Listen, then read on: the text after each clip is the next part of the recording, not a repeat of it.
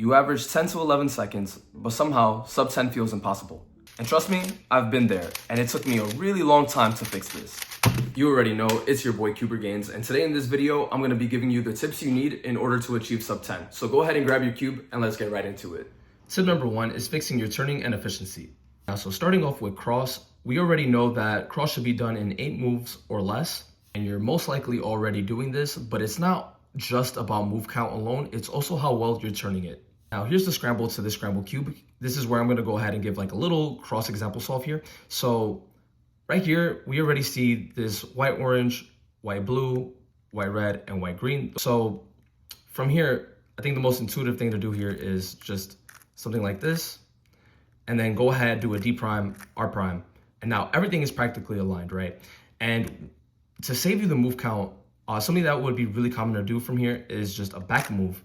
But we already know back moves are not fun to do whatsoever. It would definitely slow you down having to go from here all the way back over here in order to do so. So something better to do is just align your cross piece and then align this edge and insert.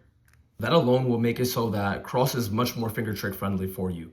And another thing you should know how to do, like let's say we have this really bad edge over here and it needs to go towards the back. So we already know that, let's say we have this empty slot in the front and we could just straight up throw in this edge like this, but let's say it's going towards the back instead. You should know how to do this instead of regripping and then trying to do the same thing backwards and then having to come back. So instead you would just do this, wide R prime, U R wide. Right? So using wide moves could definitely help your finger tricks a lot better. So when you go ahead and practice cross, continue using D moves and wide moves to go ahead and make your crosses more finger trick friendly. Now for turning and efficiency for F2L, if there's any F2L cases that slow you down, you want to go ahead and try to either fix the finger trick or the AUG you're using. Going over this F2L case as an example, something I used to do was put this corner all the way over here, and then I would use my thumb, F prime, U prime, F, and then insert. Even though this would save me a move, I would always trip up on doing this finger trick right over here since my hand ended up having to regrip in order to do those 2 F moves. So something I now do, which helps me turn even faster, even though it gives me 1 extra move, is this. I would just straight up do a sledgehammer and then go ahead and insert my pair. Now for F2L efficiency, you can't just know one solution for a pair. You do need to have multiple in order to know how to insert it into different slots. So using this case as an example, which this is really great for if it's either front right or back left in this one, which you would do this AUG and then you could either insert here, or which was more ideal was back left. Same exact case, but in a different spot. So if we did the same exact thing, you would notice that you would have to rotate and then insert. Using a different solution that's good for when this pair needs to go either towards the left or into the back, you could go ahead and do this. Sledgehammer, it turns into this 3 mover, which makes it nice to either put here or right over here. So for tip number 2, you want to go ahead and fix all your bad last layer cases. Just like the F2L I was talking about, this could either be your finger tricks or the really bad algorithm you are using.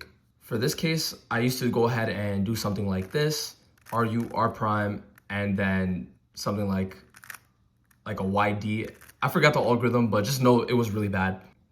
But when I went ahead and fixed it to something much better, it made my times improve so much more. For the sake of finger tricks, I have this white perm over here. And the way I used to finger trick this was I would use my thumb, bring this down like this, and then I would just continue on.